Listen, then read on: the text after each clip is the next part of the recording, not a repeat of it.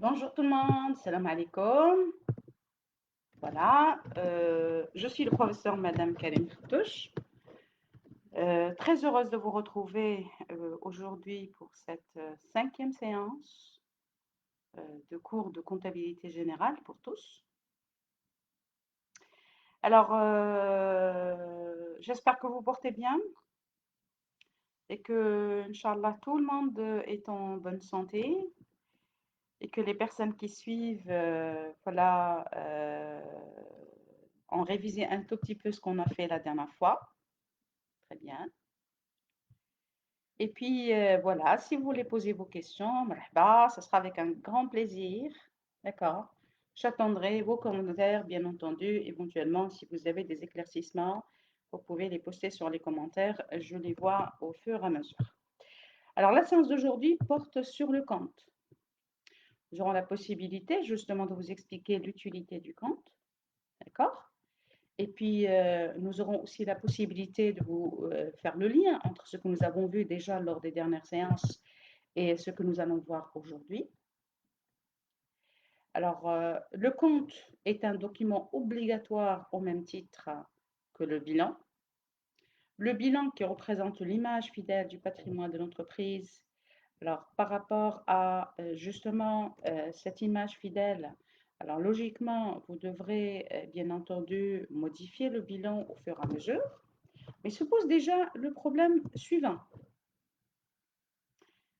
Toute opération que vous réalisez, qu'elle touche l'actif ou qu'elle touche le passif, qu'elle touche les emplois bien sûr réalisés ou bien l'ensemble des ressources, peu importe, même infiniment petite, une petite dette salariale, une dette commerciale, fournisseur, une facture d'eau, d'électricité, un loyer, des frais de transport, un crédit à long terme ou à court terme, forcément la situation va devoir changer. Et bien entendu, quand j'examine le nombre d'opérations réalisées par l'entreprise, c'est bien sûr une tâche assez délicate de revenir à chaque fois au bilan, de rectifier le bilan et d'établir un bilan, bien entendu, après chaque opération. En classe, bien sûr, dans l'enseignement, en petite classe, on peut faire des petites opérations, 4, 5 opérations. On peut toujours revenir au tableau pour corriger et rectifier le tir, mais réellement, l'opération, en fait, l'exercice s'avère très délicat, parce que je ne peux pas modifier le bilan après chaque opération. C'est extrêmement difficile à un moment donné de, de, de, de, de demander au comptable d'arrêter, bien sûr, le système, d'établir un bilan, parce qu'on a besoin de regarder un petit peu l'impact d'une telle opération sur la situation nette, c'est-à-dire sur le résultat. Deuxième remarque, on ne peut pas établir donc un bilan après chaque opération parce que le nombre d'opérations réalisées par les sociétés est tellement élevé. Je vous donnerai le cas des grandes et moyennes surfaces comme Métro, Marjane, Carrefour, etc. C'est des milliers d'opérations par jour. Donc un tel travail serait long, coûteux et sans aucun intérêt. Parce que le bilan, lui, qui représente l'image fidèle, il doit représenter une image fidèle à un moment, bien sûr, intéressant. Il faudrait que ce moment soit opportun. Il faudrait que ce soit un moment pertinent. Et logiquement, le meilleur moment pertinent, c'est la fin de l'année, quand je dois arrêter le système comptable de l'entreprise et que je dois procéder aux déclarations fiscales. Mais aussi d'autres moments encore intéressants, par exemple faire un arrêté mensuel. Alors, un arrêté mensuel pour suivre un petit peu l'évolution de la situation nette de l'entreprise, observer un petit peu ce qui a changé au niveau des compositions des emplois et des ressources, mais aussi suivre l'évolution parfois ou l'impact d'un certain nombre de décisions qui sont prises. Par exemple, je donnerai l'exemple, un crédit à long terme. Je voudrais bien voir son impact sur les 3 premiers mois, les 4 premiers mois. Donc, faire un arrêté mensuel ou bien trimestriel ou bien semestriel, et bien sûr, le meilleur arrêté obligatoire, c'est la fin de l'année. Là, je ne peux pas établir un bilan éventuellement après chaque opération. Je dois attendre la fin de l'année. Donc, toute opération réalisée par l'entreprise sera constatée ou dans des données comptables. Ce document comptable, aussi obligatoire comme le bilan, s'appellera le compte. Vous me direz, madame, dans ce cas, il y a un lien entre le bilan et le compte? Oui, tout à fait. Donc, on va vous demander, dans un premier temps, de ne pas se casser la tête à changer le bilan après chaque opération. On va vous demander d'ouvrir d'autres documents comptables, regardez les comptes, c'est au pluriel, d'ouvrir d'autres documents comptables qu'on appelle comptes. Et dans ces comptes-là, Vous allez opérer tous les changements, c'est-à-dire chaque modification dans l'actif immobilisé, circulant, liquide, trésorerie, soit dans les financements permanents, soit dans l'actif, pardon, le passif circulant, soit dans la trésorerie passive. Opérez les modifications, c'est-à-dire toutes ces opérations que vous manipulez, vous allez les enregistrer dans les comptes. Une fois qu'on va vous demander d'établir le bilan, vous arrêtez ces comptes-là, vous allez déterminer ce qu'on appelle les soldes et vous verrez, je vais vous montrer aujourd'hui le lien entre ces soldes, c'est-à-dire les soldes des comptes et le bilan. Dans ce cas, le bilan ne sera réalisé qu'à un moment, on va dire, pertinent. Lui représente une image fidèle. Et donc, au moment où vous arrêtez, par exemple, la date, vous êtes intéressé par l'établissement du bilan, eh bien, dans ce cas, vous allez revenir à vos comptes et vous allez bien sûr accomplir votre mission, à savoir l'établissement des soldes. D'accord? Et puis, reprendre ces soldes-là au niveau du bilan. Dans ce présent chapitre, nous allons vous montrer comment se présentent les comptes. C'est quoi ces comptes? Quelles sont les formes et types de comptes? Comment calculer les sommes des comptes? Et qu'est-ce qu'on appelle par grand livre? Je vous annonce déjà la couleur. Le grand livre, c'est l'ensemble de tous les comptes de l'entreprise. Donc, quand vous prenez l'ensemble des comptes de l'entreprise, vous les mettez dans un classeur, on l'appellera le grand livre.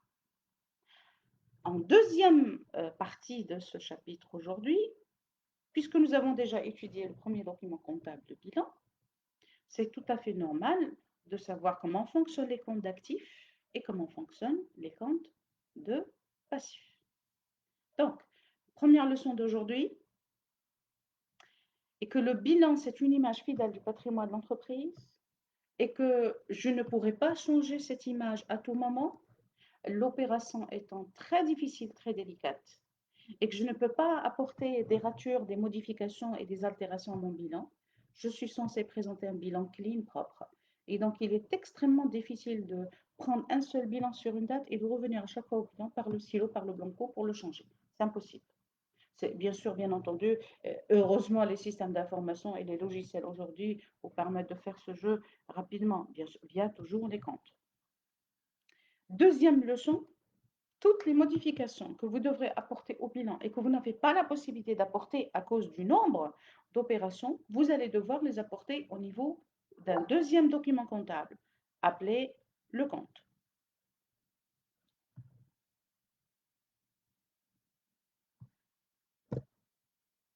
Commençons par la définition du bilan. Un bilan, c'est un tableau composé de deux colonnes, généralement. Une colonne gauche appelée débit, c'est votre gauche, et une colonne droite appelée crédit.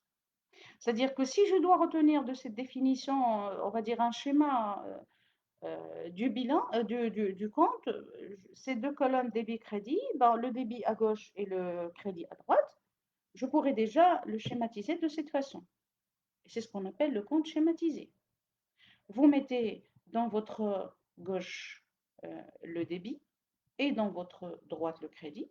Bien sûr, il y aura des montants à inscrire au débit et des montants à inscrire au crédit. Et quelque part, il y aura un solde à inscrire soit au débit, soit au crédit. Donc, si je dois juste retenir cette définition très simple, le compte, c'est un tableau à deux colonnes qui retrace tous les mouvements d'accord d'un certain nombre d'informations comptables.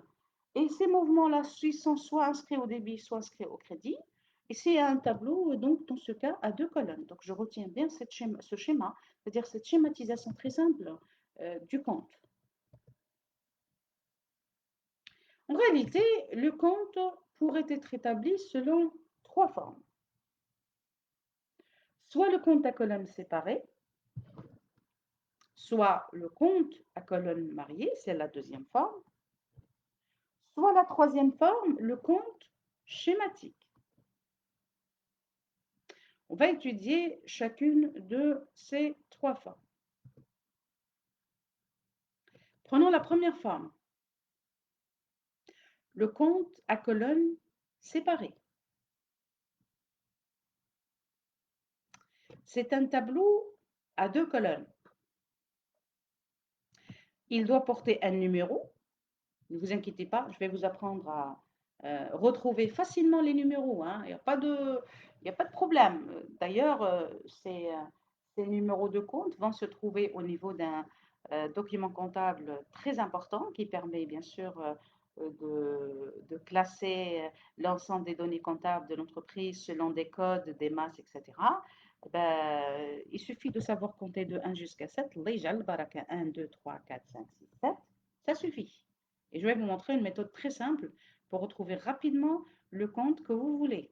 Bien sûr, on aura un chapitre dans les prochaines séances, Inch'Allah, réservé rien que au plan comptable et à la codification des comptes. Chaque compte porte un intitulé, c'est-à-dire un nom, ce qu'on appelle un libellé. Chaque compte a un nom, par exemple la caisse, la banque.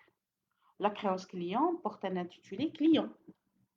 La dette fournisseur porte l'intitulé fournisseur. On ne l'appelle pas dette fournisseur, mais l'intitulé légal, d'après le code, la loi sur la comptabilité, le code général de normalisation comptable, c'est fournisseur. Par exemple, les crédits bancaires à long terme, leur intitulé, c'est dette auprès des établissements de crédit. Je prendrai un autre exemple. Par exemple, un ordinateur. Eh bien, tout le matériel informatique, quelle que soit la nature, PC portable, PC poste fixe, imprimante, câble, accessoires, tout ça sera enregistré dans une seule catégorie appelée matériel informatique. Vous voyez, on va homogénéiser et harmoniser le jargon comptable. Je donnerai un autre exemple. Le matériel de transport, on a plusieurs types. On a le matériel de transport individuel, on a le matériel de transport collectif, comme les bus, et on a le matériel de transport industriel, comme les camions et les poids lourds. Eh bien, ces trois types sont enregistrés dans une seule catégorie. C'est matériel de transport. Vous voyez, tout le monde va parler le même langage. D'où cette loi ou cette normalisation qu'on appelle le Code général de normalisation comptable. Et c'est aussi une manière qui a permis à la direction des impôts bien sûr, vous avez rendu la tâche très facile au fisc pour faire des comparaisons. Et c'est facile de comparer, par exemple, les données de l'année passée et de cette année, mais c'est aussi très facile pour les inspecteurs des impôts de faire des comparaisons rapides entre secteurs d'activité, ainsi de suite. Parce que tout le monde est obligé d'inscrire les données dans un seul canevas unique, homogénéisé, normalisé. Bien entendu, il faut que le contenu aussi de ces données comptables, ces documents comptables, soit aussi normalisé, sinon ça ne sert absolument à rien. D'où finalement le fameux, bien sûr, la fameuse appellation, le Code général de normalisation comptable. Alors, dans cette forme de présentation aussi, qu'est-ce qu'on remarque? Vous avez votre débit à gauche, votre crédit à droite, mais vous avez quand même pour chaque côté débit et crédit les mêmes informations. Les dates des opérations, les libellés des opérations, c'est-à-dire le contenu. C'est ça, par exemple, quand vous dites achat de marchandises, ben, vous pouvez l'appeler achat de marchandises. Si le nom du client étant connu, par exemple un gros client, vous mettez achat de marchandises auprès du client, par exemple, je ne sais pas, ABC. Vous mettez le montant aussi concerné. De l'autre côté, crédit à droite, on a aussi les mêmes informations. On a les dates des opérations, on a les libellés des opérations et on a aussi les montants. Alors, en ce qui concerne les libellés, beaucoup souvent d'étudiants, ils disent, Madame, oui, est-ce qu'il y a des libellés normalisés ou homogénéisés? Non, non, il n'y a pas de souci. C'est l'opération elle-même qui va vous guider. Par exemple, quand je dis encaissement de créance client, bah, c'est de l'argent qui rentre. Vous mettez tout simplement au niveau du libellé encaissement d'une créance, Flan, Alami, ou la Karim, ou la, je sais pas, le nom du client. Quand vous dites, par exemple, virement de devise vers un fournisseur étranger, ben, vous pouvez, par exemple, mettre paiement de la dette fournisseur en devise. Donc, l'opération vous donnera quelques éléments pour pouvoir trouver rapidement le libellé. Donc, le libellé exprime justement l'opération elle-même. Et bien entendu, n'oubliez pas de mettre un total pour les montants et un total débit et un total aussi pour les montants crédit. La deuxième forme, c'est le compte à colonne mariée. Le compte à colonne mariée, lui aussi, doit porter un numéro. Donc, chaque compte quelle que soit la forme, compte séparé, marié ou compte schématique, il faut un code. Le code, vous n'avez pas à l'inventer, le code se trouvera sur le plan comptable. Je vous ai dit, on aura une séance rien que pour le plan comptable. Le compte doit porter un intitulé, il faut qu'il y ait un libellé, le nom du compte. Et là, la caractéristique de cette forme de présentation, le compte à colonne mariée, c'est que vous avez une seule colonne pour les dates. Et vous avez une seule colonne pour les libellés. Une colonne séparée en deux pour les mouvements, notamment la valeur. Par exemple, encaissement d'une créance de 10 000, vous mettez le mouvement 10 000. Paiement, par exemple, d'une dette fournisseur pour 3 600, vous mettez le mouvement 3 600. Mais le solde, justement, c'est le montant net. Par exemple, si vous avez dans la caisse, vous avez démarré la journée avec 10 000 dirhams, vous avez payé une première dette commerciale de 2 000, puis vous avez payé à midi une autre dette de 3 000, donc au total 2 000 plus 3 000, c'est 5 000. Ça veut dire qu'il ne vous restera rien à la fin de la journée. Le solde, c'est 5 000, moins les 2 000, moins les 3 000. Donc, c'est tout à fait normal d'avoir quand même un montant exact des soldes. Et justement, ce sont ces soldes-là que vous allez retenir pour aller les inscrire au bilan. Donc, quand on va vous demander d'établir le bilan, vous avez l'obligation de revenir à vos comptes pour calculer le total des mouvements débit, total des mouvements crédit, établir le solde. On verra, on va vous expliquer tout de suite quand est-ce que le solde est débiteur et quand est-ce que le solde est créditeur.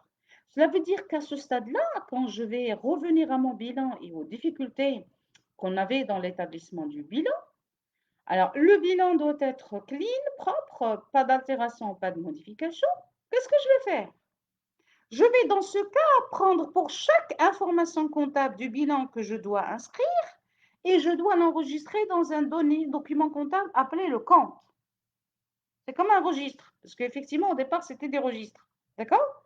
Alors, je vais dans ce cas acheter un registre pour chaque donnée comptable, par exemple, matériel informatique, un registre, mobilier de bureau, un registre, matériel, par exemple, industriel, un registre, matériel, par exemple, de réparation, un registre, créance client, un registre. Et même, je pourrais acheter un registre et mettre un registre pour chaque client A, B, C, et ainsi de suite. La banque un registre, la caisse un registre, capital un registre. Donc, je vais me retrouver avec peut-être des centaines de registres. L'essentiel, c'est qu'à chaque fois que je veux modifier quelque chose et que j'ai réalisé une opération, je reviens au registre concerné. Comme les registres au départ portaient la même couleur bizarrement noire, il fallait codifier ces registres, d'où justement l'utilisation de ces numéros de code. Ne vous inquiétez pas, je vais vous expliquer comment codifier rapidement. L'essentiel, c'est que je prenais le registre concerné. Par exemple, je prends le compte client. Je sais que je prendrai ce registre-là et je vais le séparer en deux parties. Une partie là que je vais modifier à chaque fois que je dois augmenter ma créance client, par exemple, à toutes les ventes à crédit augmenteront forcément la créance client. Et la deuxième partie va enregistrer toutes les diminutions du compte client, éventuellement quand un client paye,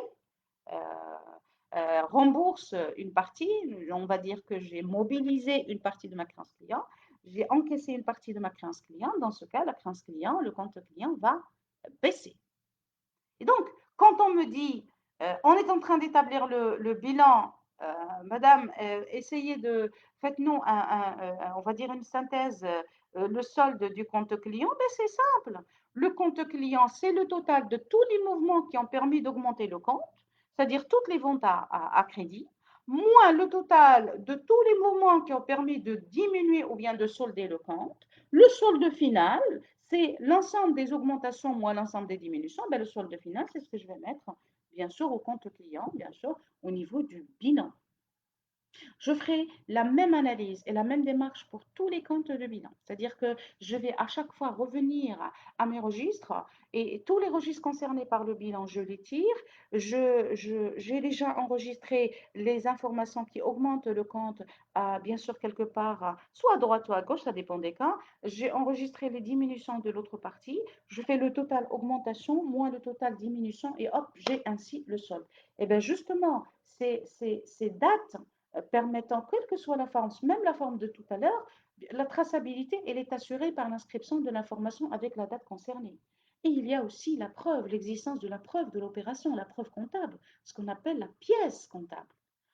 Une facture, c'est une pièce comptable. Un chèque, c'est une pièce comptable. Un bon de commande, bon de livraison, c'est aussi une pièce comptable importante. Alors là, je dois bien sûr assurer la traçabilité date par date. Et comme ça, par exemple, pour mon compte client, un client qui prétend qu'il a déjà payé un montant donné quelque part à une date précise, ben c'est facile. S'il a déjà retenu la date, j'irai à mon registre noir, je vais l'ouvrir. Il a déjà payé, donc je dois aller chercher dans la partie des diminutions. Ou quelle date? Je repère la date, je vérifie bien qu'il a payé, que le mode de paiement est effectué par chèque et que là, il y a un chèque que j'ai à chaque fois que les clients payent, pour garder des copies du chèque. Et ces chèques-là, je pourrais les retrouver dans mes registres facilement. Donc, l'information relative aux dates, elle est capitale.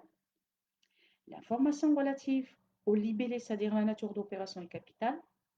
Les mouvements, c'est-à-dire les montants inscrits soit au débit, soit au crédit.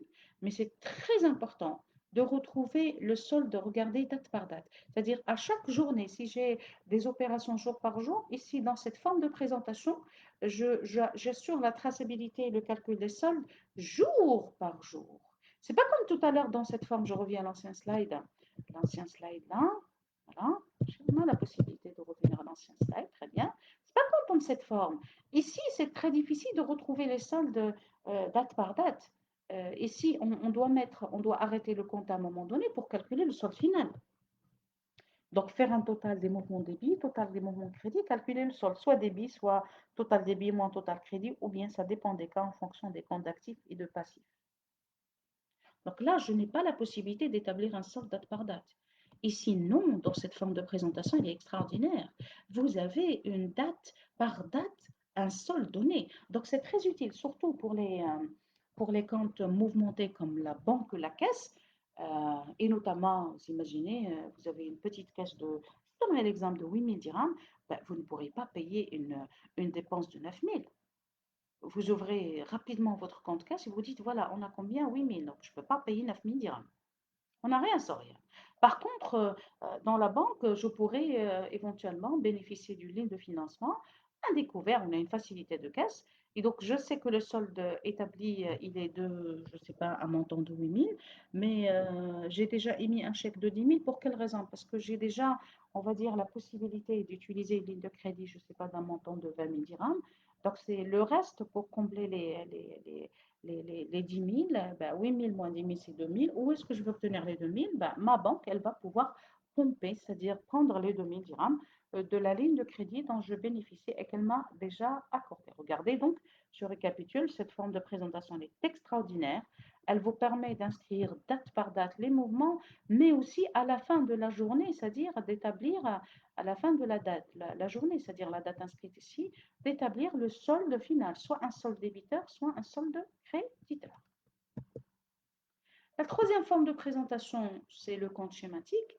Euh, Regardez, il y a pas de date, il n'y a pas de libellé, il y a juste un espace vide à droite et à gauche. Elle ressemble à la lettre T de l'alphabet français. Voilà, c'est un grand T. Débit crédit, débit à gauche, crédit à droite. Il n'y a pas le détail des dates, les libellés, etc. Il y a juste le numéro de compte avec l'intitulé.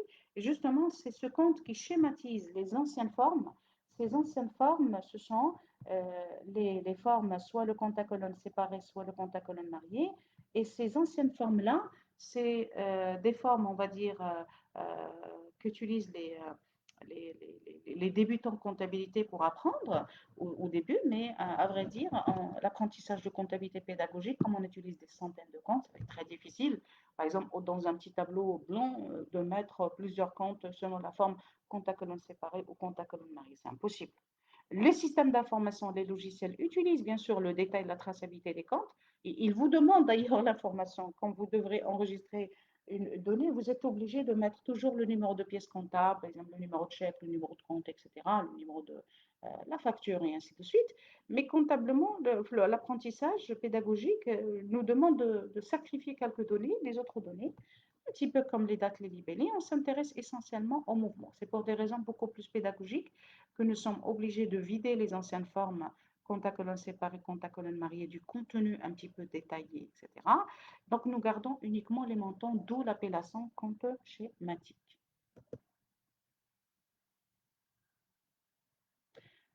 Je passe maintenant à la dernière information de cette première partie. Je vous ai parlé tout à l'heure du solde et je suis sûre et certaine, vous disiez, Madame Karim, elle a présenté la première forme de compte, c'est le compte à colonne séparée. Elle a présenté la deuxième forme, le compte à colonne mariée.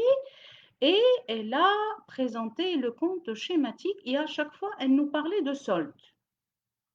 Comment présenter le solde dans ce cas? Comment les calculer? Et ces soldes-là, justement calculés, c'est ces montants soldes qui vont être reportés au niveau des documents comptables, que ce soit au niveau du bilan, le premier document comptable que nous avons étudié, que ce soit au niveau du deuxième document comptable, le compte de résultat, appelé le CPC, c'est-à-dire le compte de produits et charges. Commençons par, d'accord, excusez-moi, le calcul des soldes, c'est-à-dire comment vous le déterminez? Ben, c'est très simple. Le solde, c'est la différence entre le total des mouvements débit et le total des mouvements crédit. Vous allez prendre le total mouvement débit et vous le comparez au total mouvement crédit.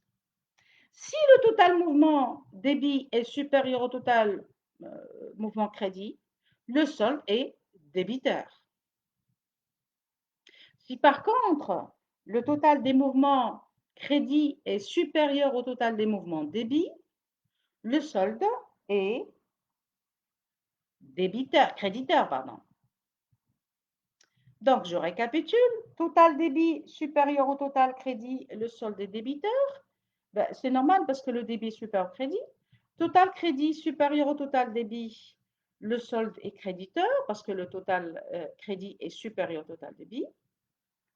Et si les deux montants sont égaux, ben, total débit égale au total crédit, ben, le solde est caduc, c'est-à-dire c'est un compte soldé. Le solde est nul, est égal à 0. Regardez là où on inscrit ces soldes.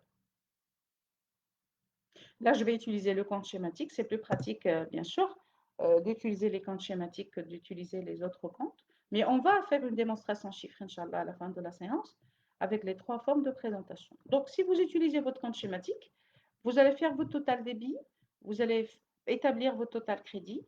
Si vous remarquez que le total débit, par exemple, supposons 10 000 au débit, il est supérieur à 8 000 dirhams total crédit. Le solde est débiteur de combien? 10 000 moins 8 000, c'est 2 000 dirhams. Eh bien, le solde, il est toujours inscrit du côté du montant le plus faible. Par exemple, ici, le montant le plus faible, c'est le total crédit. Ben, pour équilibrer mon compte, et là, je vous fais référence à un constat, mais un peu assez spécial. Dans tous les données comptables, on est toujours en quête d'équilibre. Ici, la même chose, équilibrer votre compte. Comme on a cherché à équilibrer le bilan, eh bien, vous avez un total crédit de 8 000 dirhams par comparaison à 10 000 dirhams au niveau du débit. Pour équilibrer mon compte, je dois ajouter combien? 10 000 moins 8 000, c'est 2 000 dirhams. Ben, 2 000 dirhams, c'est justement le solde de ce compte-là. Pourquoi on l'appelle solde débiteur? Parce qu'il vient du fait que le débit est supérieur au crédit. Pourquoi je dois le mettre au niveau du côté des crédits? Pour pouvoir équilibrer mon total crédit, pour pouvoir obtenir le même montant de 10 000 dirhams que j'avais dit tout à l'heure comme exemple au niveau du débit. Donc, si je prends 8 000, j'ajoute le solde débiteur, d'accord, de 2 000, eh bien, j'obtiendrai un total de, bien sûr, 10 000 dirhams mouvement des crédits égal au mouvement débit. Donc, le solde, par définition, c'est la deuxième ou la troisième leçon d'aujourd'hui. Le solde, par définition, c'est un solde qui provient toujours de la partie la plus élevée. Eh bien, le montant supérieur ici, c'est le débit. Dans ce cas, le solde sera débiteur. Deuxième ou la troisième ou la quatrième règle à apprendre aujourd'hui, c'est que le solde, il est toujours inscrit dans la partie la plus faible. Ici, la partie la plus faible, c'est le crédit. C'est pour ça qu'on l'appelle solde débiteur. Le solde créditeur, c'est l'inverse. C'est quand vous constatez un total crédit supérieur au total débit. Donc, le débit est inférieur au crédit. Et donc, ce solde créditeur provient d'une... Pardon, voilà, bien. Ce solde créditeur provient d'un total crédit supérieur au total débit. Donc, le solde, je le mets, tout à l'heure, j'avais dit, on le met dans la partie la plus faible, c'est-à-dire le débit. Par exemple, Vous avez ici un total crédit de 5 000 dirhams. Vous avez ici un total débit de combien? De 2 000 dirhams. Donc 5 000 crédits supérieurs à 2 000 débits. Le solde sera créditeur de combien? De 3 000. On l'inscrit où? Toujours dans la partie la plus faible. La partie la plus faible ici, c'est le débit. Regardez, j'inscris SC, c'est-à-dire solde créditeur. Tout à l'heure, SD, c'est S, c'est solde des débiteurs. Finalement, le troisième cas, c'est quand les deux mouvements total débit égal au total crédit sont égaux.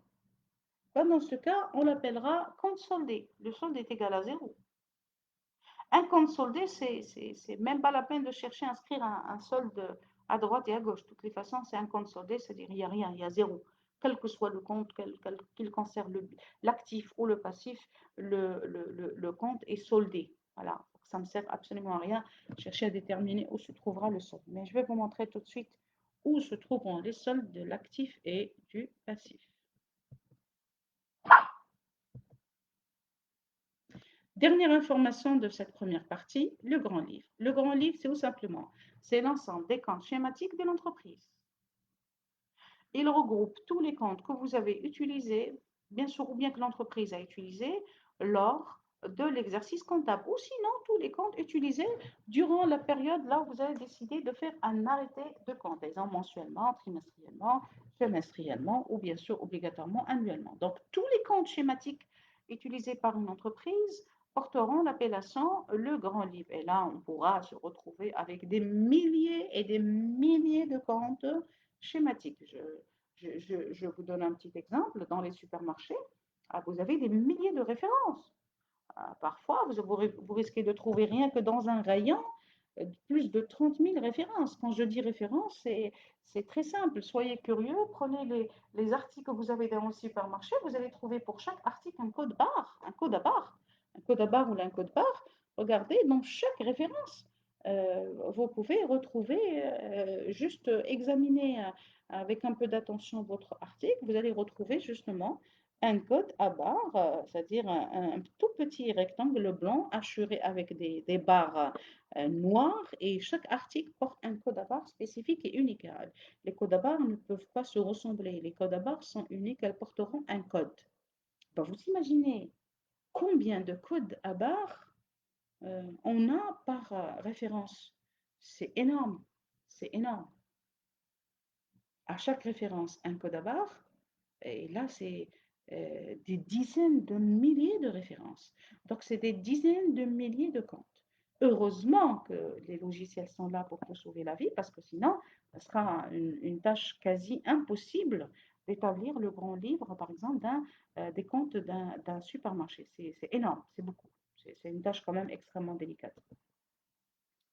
Passons maintenant à la deuxième partie, le fonctionnement des comptes du bilan. Comment fonctionnent les comptes d'actifs et comment fonctionnent les comptes de passifs?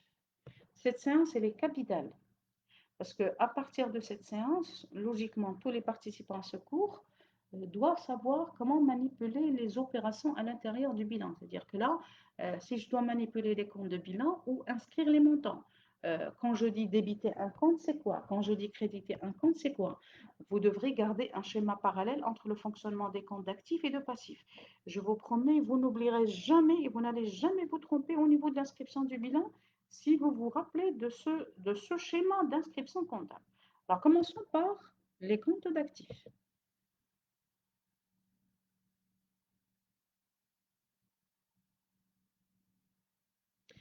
Les comptes d'actifs sont des comptes débiteurs. Ça veut dire quoi, des comptes débiteurs? Ça veut dire qu'ils augmentent au débit. Donc, toutes les augmentations des comptes d'actifs se situent au débit et diminuent de l'autre côté au crédit.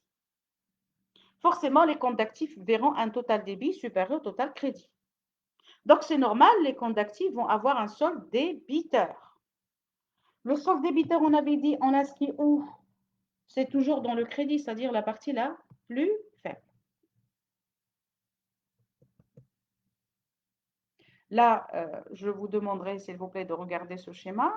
Si je prends n'importe quel compte d'actifs, tous les comptes d'actifs augmentent au débit. Vous allez inscrire les montants ici à gauche. Et à chaque fois que vous voulez diminuer un compte d'actifs, vous allez inscrire le montant à droite. Par exemple, c'est-à-dire au crédit. Par exemple, si ce compte-là, c'est le compte client, à chaque fois que vous vendez à crédit, vous allez mettre les montants ici, au débit. Et à chaque fois que vous allez, par exemple, demander à un client de payer, que le client paye, bah, les remboursements, les diminutions du compte client doivent se faire ici au niveau du crédit. Bien entendu, le total débit sera supérieur au total crédit et le solde sera débiteur. Vous allez mettre votre solde SD, solde débiteur, toujours pour les comptes d'actifs, toujours dans les comptes de crédit. Bien sûr, quand je dis toujours, pour le moment, on est en phase d'apprentissage progressif. Quand on va arriver à des comptes un petit peu spéciaux, là, je vais vous expliquer pourquoi certains comptes d'actifs fonctionnent à l'inverse. Je vais vous expliquer, mais pas pour le moment, mais à 90%, 80, plus de 90%, tous les comptes actifs sont des comptes qui fonctionnent de la même façon. Les augmentations s'effectuent au débit et les diminutions au crédit. Et le total sera un total débit supérieur au total crédit. Ça veut dire que le solde sera débiteur. Alors, je vais vous demander de mémoriser ce que je vais dire. Regardez. Mettez devant vos yeux votre bilan. Votre bilan présente l'actif à gauche. Quelle est la gauche d'un compte? C'est le débit. Donc, tous les comptes d'actifs, parce que l'actif est à gauche, donc tous les comptes d'actifs vont augmenter à gauche. Et forcément, il y aura une diminution du côté crédit. Tous les comptes d'actifs présentent un solde débiteur parce que le total débit est supérieur, c'est-à-dire total gauche est supérieur au total droite. Si maintenant certains étudiants voilà, ont toujours des difficultés de mémorisation, retenez ce que je viens de dire. L'actif est situé à gauche du document comptable bilan. Ça veut dire que tous les comptes d'actifs vont augmenter à leur gauche. Quelle est la gauche de compte? C'est le débit. À chaque fois que vous voulez augmenter un compte d'actifs, augmentez-le s'il vous plaît dans la gauche, c'est-à-dire dans la partie débit. Et à chaque fois que vous voulez diminuer un compte d'actifs, vous allez le diminuer dans la partie, l'autre partie, c'est-à-dire crédit.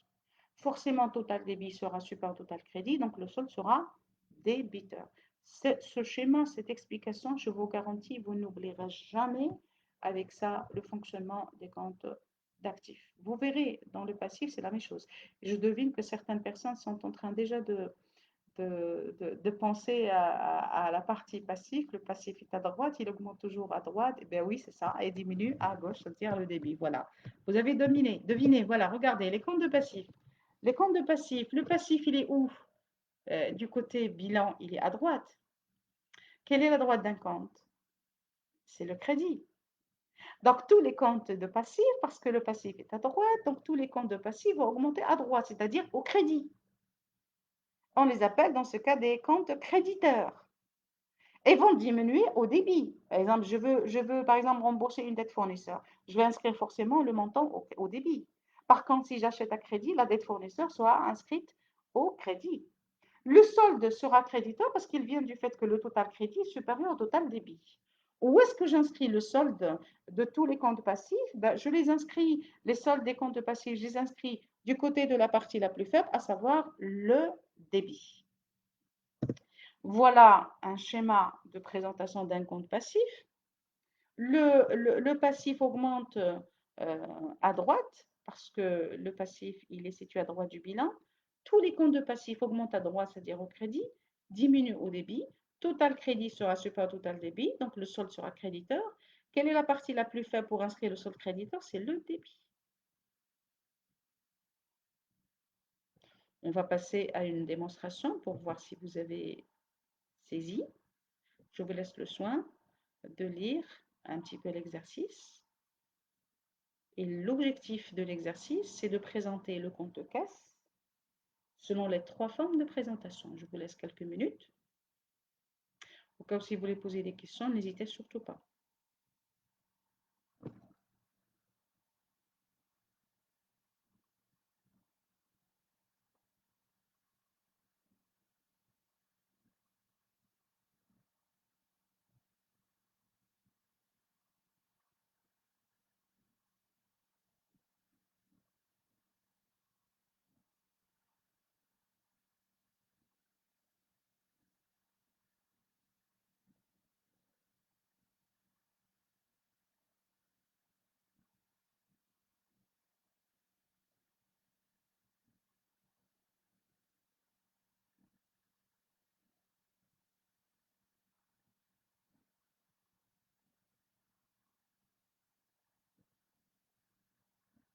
Il n'y a pas de mal à commettre des petites erreurs au début, c'est normal. Les personnes en phase d'apprentissage de la comptabilité générale, il suffit de suivre ce cours et puis les erreurs, c'est tout à fait logique. On a tous commis des erreurs au début. Et puis après, bien entendu, vous allez appliquer une logique, parce que la comptabilité, c'est une logique, ce n'est pas un apprentissage par cœur. Gardez toujours le schéma devant vos yeux. Un bilan, c'est un actif à gauche et un passif à droite. Tous les comptes d'actifs vont augmenter à droite parce que l'actif est à droite. Forcément, ils vont diminuer à gauche dans le crédit. Tous les comptes de passifs, parce que c'est à gauche, ils vont augmenter plutôt à droite, puis ils vont augmenter à droite. Donc forcément, tous les comptes de passifs seront créditeurs. Ils vont augmenter au crédit et diminuer au débit.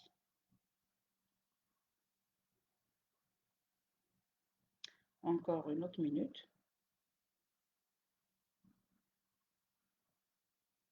On va établir pour cet exercice les trois formes de présentation du compte de caisse, c'est-à-dire la forme de présentation, le compte à colonne séparé, la deuxième forme, le compte à colonne marié, et la troisième forme, le compte schématique.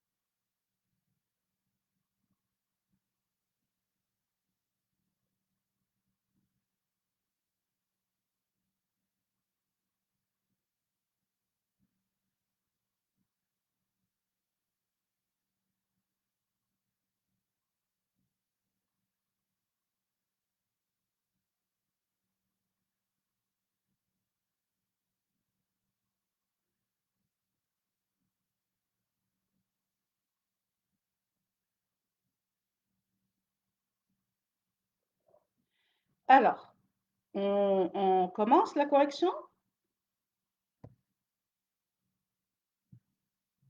Oui, bien sûr, c'est le gourari, au début c'est difficile, c'est normal. Je le reconnais, mais ne vous inquiétez pas.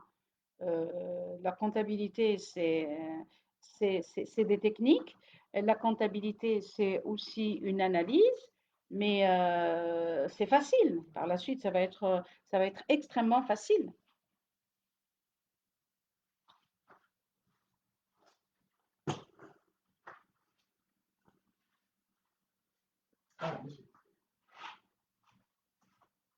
C'est l'exercice, puis il faut essayer de pratiquer, pratiquer d'une manière régulière, et puis bon, par la suite, ça va être un jeu d'enfant, vous inquiétez pas. C'est à mesure que vous pratiquez les exercices, à mesure que finalement le processus devient facile. C'est tout à fait normal de commettre des erreurs au début. On a tous commis des erreurs. Et c'est pas parce qu'il faut avoir une formation en économie ou en gestion comptable que je peux faire, je sais pas, des études en gestion. Absolument pas, non, pas du tout. Moi, j'en témoigne. Un bac sciences mathématiques, on peut facilement faire une belle carrière par la suite, pas de souci, hein, dans le métier de la finance, contrôle, gestion, audit, etc. Ça va, je passe à la correction. Donc, regardez, le 1er janvier, Monsieur Nassim, il dépose dans le coffre-fort de son entreprise la somme de 5 000 dirhams. Au cours du mois de janvier, il a effectué les opérations suivantes. Regardez, je vous ai donné juste quelques petites opérations, 5 opérations pour vous rendre la tâche facile. Alors, le premier, il dépose 2500 dirhams en espèces pour l'achat de la machine à calculer, mais il a déjà déposé 5000 dirhams au début. Le 2 janvier, il paye son fournisseur contre espèces pour la somme de 1500 dirhams. Bien sûr, quand vous allez payer contre espèce, je ne peux pas payer contre espèce alors que je n'ai pas d'argent. Vous avez 0 dirham dans votre poche. Vous allez faire des achats? Bien sûr que non, vous ne pourrez pas. Donc la caisse est le compte, l'unique compte qui doit, d'accord, présenter un solde débiteur. Alors, le 3 janvier, je fais juste un commentaire. Après, on passera à la correction. Le 3 janvier, il encaisse contre espèce 3500 dirhams contre vente de marchandises. Là, c'est une opération qui va forcément augmenter la caisse. Le 4 janvier, un client paye 1200 dirhams contre espèce. Là aussi, c'est une opération qui va augmenter la caisse. Et le 5 janvier, il achète une machine à écrire contre 3800 dirhams. Là, c'est une opération qui va diminuer la caisse. Alors, une petite analyse rapide. D'abord, la première date, il dépose 5000 dirhams. C'est une opération qui augmente, qui diminue le compte. Bien sûr, quand je dépose de l'argent, c'est une opération qui permet d'augmenter le compte. Vous verrez que 5000 dirhams vont augmenter le compte casse de l'entreprise. Et puis, le 1er janvier, il paye 2500 dirhams pour l'achat de la machine. Là, c'est une opération qui va diminuer le compte de l'entreprise. Il paye son fournisseur.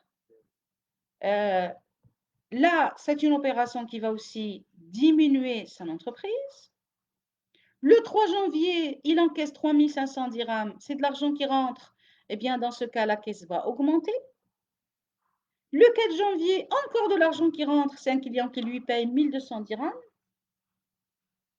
Et finalement, le 5 janvier, il achète une machine à écrire qu'il paye contre espèce pour la somme de 3800 dirhams. Là, c'est une opération qui va diminuer le compte caisse. Alors, je viens juste de faire une petite analyse rapide de l'exercice. Regardez la première forme de présentation du compte caisse. Alors, le compte caisse porte un numéro, c'est pas la peine d'apprendre, hein, ça sert à rien. Elle porte le numéro suivant, 5161. Je vais vous expliquer la prochaine fois, Inch'Allah, pourquoi il porte ce numéro assez spécial, 5161, 5161. Alors, pourquoi je mets caisse avec S? Parce qu'il peut s'agir, la caisse et le coffre-fort, il peut s'agir de plusieurs coffres-forts. C'est pour cela qu'on met toujours, même dans la présentation du compte caisse au niveau du bilan, c'est toujours avec un S. La même chose pour la banque, c'est avec un S parce qu'il peut s'agir de plusieurs coffres-forts.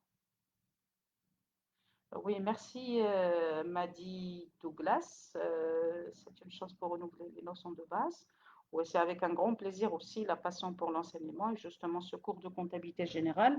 C'est un cours qui suit une progression pédagogique du plus facile vers le plus difficile et qui va permettre aux personnes, bien sûr, de renouveler les notions de base mais de les renouveler sur de bonnes bases, hein, pas uniquement un apprentissage par cœur. Moi, je ne veux pas que les participants à ce cours apprennent par cœur, qu'ils suivent avec moi une logique, une analyse. Je vous garantis que vous allez être, on va dire, très très bon en comptabilité avec ce cours. Alors, le compte caisse, je disais avec un S au pluriel parce qu'il peut s'agir de plusieurs coffres-forts, d'accord? Je vais donc placer les données toujours dans cette première forme de présentation, le compte à colonne séparé. Alors, le débit à gauche avec les dates, avec les libellés, avec, il y a juste un petit chiffre, ne faites pas attention à ces 0,700, je ne sais pas comment ça s'est passé, mais bon. Il y a les dates, il y a les libellés, les montants. De même pour le crédit, la partie crédit, les dates, les libellés, les montants. Première information, première date, regardez le 1er janvier. C'est un dépôt initial, ou vous pouvez l'appeler solde initial. Pour le libellé, vous êtes libre. L'essentiel, il faut que les phrases, les mots que vous utilisez pour exprimer ou traduire le libellé signifient l'opération elle-même. C'est un dépôt initial, d'accord? Le compte caisse va augmenter de 5 000, donc c'est normal que je mets les 5 000 dirhams à côté, bien sûr, du débit. La même journée, le 1er janvier, regardez, c'est date par date, c'est un ordre chronologique. On ne peut pas sauter du 1er au 4, non. C'est le 1er, je vérifie ce qu'il y a deux opérations le 1er. Effectivement, le 1er janvier, il fait un achat. Achat d'une machine de combien? De 1500 dirhams. L'achat diminue la caisse c'est un compte qui diminue au crédit. J'inscris donc la date dans la partie des crédits, le libellé, j'inscris le montant de 1500 dirhams. Le 2 janvier, c'est un paiement de fournisseur. pour un montant de 1500. Là aussi, c'est une diminution de la caisse. La caisse diminue toujours dans la partie droite le crédit parce que la caisse, je rappelle encore une fois, elle est par rapport au bilan, c'est un compte d'actifs. Les comptes d'actifs sont situés à gauche. Tous les comptes d'actifs augmentent à gauche du compte. Quelle est la gauche du compte? C'est le débit. Donc, à chaque augmentation d'un compte d'actifs, j'inscris le montant au débit. Et donc, forcément, de l'autre côté, le crédit, c'est la partie des diminutions. Ici, vous payez un fournisseur. Comme vous avez payé l'achat de la machine, vous payez un fournisseur. C'est un prélèvement de la caisse diminue au crédit. Donc, je viens dans la partie crédit et j'inscris la date le 2 janvier, j'inscris le libellé de l'opération et j'inscris le montant 1500 dirhams. La date suivante, c'est le 3 janvier, c'est une vente, c'est un encaissement de vente. Et donc, automatiquement, l'encaissement de vente à contre-espèce va augmenter la caisse. La caisse augmente toujours à gauche, c'est-à-dire au débit. Je viendrai là au débit, je mets la date le 3 janvier, je mets un libellé correspondant à l'opération, c'est une vente de marchandises, et je marque le montant 3500 dirhams. La date suivante, c'est le 4. On nous dit encaissement de créance. C'est un client qui vient payer 1200 dirhams. Là aussi, c'est une alimentation, c'est une augmentation. Toutes les augmentations d'un compte d'actifs s'effectuent au débit. La caisse, c'est un compte d'actifs. Donc, je viendrai alimenter le compte caisse pour la somme de 1200 dirhams en prenant soin de mettre la date. Vous voyez, c'est très important de mettre les dates parce que vous avez la traçabilité. Éventuellement, en cas de litige, par exemple avec ce client, qui vous dit ben, le 4 janvier, je vous ai payé 12 000. Ouais, à peine il a payé 1200 dirhams. Dites non, non, voilà l'inscription, voilà le bon de caisse, on vous a remis un bon de caisse et on a uniquement 1200. Vous ne nous avez pas payé 12 000 dirhams. Et en plus, c'est interdit de faire des achats contre espèces, des opérations contre espèces pour plus de 10 000 dirhams. C'est interdit d'après les dernières dispositions fiscales. Et finalement, la dernière information, le 5 janvier, il achète une machine. La machine à calculer, ou je ne sais pas, une machine juste, peut-être c'est juste une machine classique, je ne me rappelle pas de la nature de l'information, c'est un achat de toutes les façons de machine, c'est une dépense. Vous allez devoir ouvrir le coffre, prendre de l'argent, donc vous allez le diminuer. Le compte caisse, c'est un compte d'actifs, tous les comptes d'actifs diminuent au crédit. Je viendrai au crédit du compte caisse, j'inscris dans ce cas la date 5 janvier, j'inscris la nature de l'opération, le libellé et l'achat, et je mets 3800 dirhams pour le montant. Je dois donc clôturer le compte. C'est les seules opérations qui ont été réalisées par notre patron durant le mois de janvier. Donc, à la fin du mois de janvier, au 31 janvier, son coffre-fort, il a été alimenté de combien? Je fais la somme totale. Alors, 5 000 plus 3 500 plus 1 200, c'est le mouvement, l'ensemble des mouvements du compte de caisse. Le volume des dépenses, 2 500 plus 1 500 plus 3 800. Vous le comparez, s'il vous plaît, avec le montant, bien sûr, du mouvement débit et vous allez trouver que vous avez ici exactement 7800.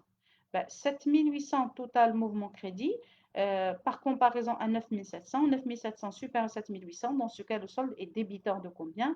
Faites la différence. 9700 moins 7800, vous allez trouver un solde débiteur de 1900. Où je mets le solde débiteur? Par définition, un solde est toujours inscrit dans la partie la plus faible. Tous les comptes d'actifs ont la partie la plus faible, le crédit. Et donc, pour équilibrer mon compte, je dois mettre le solde dans la partie la plus faible, à savoir ici le crédit, ce qui va me donner un total. Si vous cumulez, s'il vous plaît, le total des mouvements crédit 2500 plus 1500 plus 3800 plus le solde calculé 1900, vous allez trouver exactement 9700 dirhams, ce qui permet d'équilibrer cette première forme de présentation du compte. La deuxième forme de présentation du compte, c'est le compte à colonne Marie. Regardez, on a la traçabilité date par date. Exactement, c'est Abdelrahim. Oui, 5 000 dirhams par opération, mais dans la limite, je pense, de 50 000 dirhams par fournisseur. Voilà. Alors, le compte à colonne mariée, la même chose, regardez, c'est les dates selon un ordre chronologique.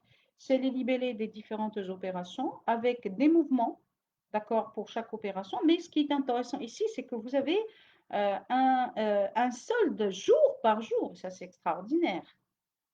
Regardez, on va suivre les opérations. Le 1er janvier, c'est un solde initial. Vous devrez inscrire les 5 000 dirhams où? Dans la partie des mouvements débit, parce que c'est une augmentation. Et à la fin de, bien sûr, de cette opération, après cette opération, le solde, il est normalement débiteur. C'est normal. Regardez, vous n'avez que 5 000 dirhams, vous n'avez rien dans le crédit. Le même jour, à la fin de la journée, vous achetez une machine à calculer. C'est une dépense. Cette machine à calculer viendra diminuer la caisse. La caisse, 50 d'actifs qui diminuent au crédit. Donc, je vais inscrire les 2500 dirhams dans la partie des diminutions de la caisse. C'est la partie crédit. Si je prélève les 2500 dirhams, il me restera combien? Je reviens à l'ancien solde précédent, celui-là, 5000. Là, avant cette opération-là, à la fin de la journée, j'avais un solde de 5000. Eh bien, je prélève 2500 dirhams de 5000, ce qui va me laisser un solde de 2500 dirhams. Le 2 janvier, paiement de fournisseur. Vous allez prélever 1500 dirhams de votre caisse. Bien sûr, il faut toujours avoir un réflexe de comparer l'ancien solde précédent, par exemple, avant cette opération. Avant le 2 janvier, vous avez un solde précédent de 2500. Vous ne pourrez pas prélever pas plus que 2500. Et il faut faire très attention. Je ne peux pas prélever pas plus que 2500. Donc, s'il vous plaît, le compte de caisse ne pourra jamais avoir un solde de créditeur. Jamais, jamais. On a, avant le 2 janvier, un solde de 2500. Donc, je ne pourrai prélever qu'une dépense relative à un montant, excusez-moi, je reviens à l'exercice, voilà, inférieur ou égal à 2500. Effectivement, la dépense ici, elle est inférieure, 1500 dirhams. Si je prélève 1500 dirhams, il me restera combien? Je prélève 1500 de quel solde? De l'ancien solde qui est de 2500. Je prélève 1500 de 2500, il me restera, après cette opération du 2 janvier, un solde final de 1000 dirhams. Le 3 janvier, vous avez une vente de marchandises, c'est de l'argent qui rentre. Il va augmenter la caisse. Donc 3500 dirhams dans la partie des augmentations, c'est le débit. Ces 3500 dirhams vont s'ajouter au solde précédent. À quelle date? C'est la date juste précédente, c'est le 2. Or, le 2, on avait un solde de 1000 dirhams. 3500 qui vont s'ajouter à 1000, soit un solde final à la fin de la journée du 3 de 4500. 1000 plus 3500. Le 4 janvier, encore de l'argent qui rentre, c'est un client qui paye, encaissement de créance. 1200 dirhams qui viendra augmenter le compte caisse. Et donc, ces 1200 dirhams viendront s'ajouter à l'ancien solde de 4500 pour me donner un solde à la fin de la journée du 4 de 5700 dirhams. Et finalement, la dernière opération réalisée durant le mois, le 5 janvier, l'achat de marchandises. C'est une diminution de la caisse. Toutes les diminutions d'un compte d'actifs s'effectuent au crédit. Donc, je vais créditer, dans ce cas, je vais dire, je vais créditer le compte caisse pour 3800. Ce crédit va diminuer justement l'ancien solde de 5700. Et donc là, si je retranche 3800 de 5700, on va se retrouver avec 1900 dirhams de solde. C'est exactement le solde précédent. Voilà. 1900 dirhams, regardez, on a 1900. Voilà, même la deuxième forme me présente 1900 dirhams de solde. Et finalement, la dernière forme de présentation pour clôturer la séance d'aujourd'hui, c'est le compte schématique. Regardez, c'est tellement simple, il y a pas de, on ne va pas se casser la tête avec les dates ni les libellés. Pourtant, c'est très important de retrouver le libellé, le justificatif de chaque montant, parce qu'il faut assurer la traçabilité. Et donc, en cas d'audit, de contrôle, on va devoir justifier justement l'origine de ces montants-là. En tout cas, pour le compte schématique, là, vous ne mettez pas de date, vous ne mettez pas de libellé, vous allez juste inscrire les valeurs, c'est regarder un dépôt initial de 5000 au débit. Donc, vous allez débiter la caisse de 5000 pour le dépôt initial. Par la suite, vous allez créditer la caisse pour le premier achat de la machine. Puis, encore des ventes de 3500 dirhams. Un achat peut-être de la machine pour 1500. Une alimentation de l'encaissement de la créance client de 1200 dirhams. D'accord? Et finalement, vous avez un compte caisse qui va être crédité de 3800 dirhams relatif à le paiement d'une machine à calculer. D'accord? Alors, cette machine à calculer va être, bien sûr, va diminuer la caisse de 3800 dirhams, ce qui va vous faire un solde final de 1900 dirhams, comme c'est le même solde que voilà, nous avons établi par rapport à la première forme, le compte à colonne séparée, et la deuxième forme, le compte à colonne mariée. D'accord? Alors, vous voyez, c'est la forme la plus simple. Justement, c'est la forme que nous utilisons au niveau en classe, dans l'enseignement pédagogique de la comptabilité générale. Et sur ce, voilà, on a fini notre séance. Je sais que si Badr Boulak attend la fin de la séance pour lancer le deuxième cours. Je vous souhaite bonne fin de semaine. On se retrouve bien entendu la semaine prochaine avec un autre chapitre portant sur la continuité de ce cours-là, le deuxième document comptable, le compte de résultat ou bien le compte de produit et charge. Je vous rappelle qu'on vient d'établir le fonctionnement des comptes de bilan. Qu'est-ce que c'est qu'un compte? Vous savez maintenant que vous pouvez présenter le compte de trois façons possibles, mais la façon pédagogique. Dorénavant, on n'utilisera que le compte schématique. Vous savez comment fonctionnent les comptes d'actifs. Tous les comptes d'actifs sont des comptes débiteurs. Ils augmentent au débit, diminuent au crédit. Et donc, le solde est débiteur. Tous les comptes de passifs sont des comptes créditeurs. Ils augmentent au crédit, diminuent au débit, donc leur solde est créditeur. Donc, dorénavant, quand on va passer aux exercices, je vais vous demander justement de présenter le bilan. Vous n'allez présenter le bilan qu'une fois que vous avez enregistré tous les mouvements, toutes les valeurs des opérations dans les comptes schématiques. Vous allez établir la période, vous allez établir les soldes, vous allez reconduire ces soldes au niveau, bien sûr, du bilan. Et ainsi, vous présentez votre bilan clean, propre, sans rature, sans altération à la direction des impôts. Alors, d'ici là, portez-vous bien. Ça sera avec un grand plaisir de vous retrouver la semaine prochaine à la même heure, mardi prochain, Inch'Allah. Faites très attention à vous. Wa fi amanillahi wa hifdih.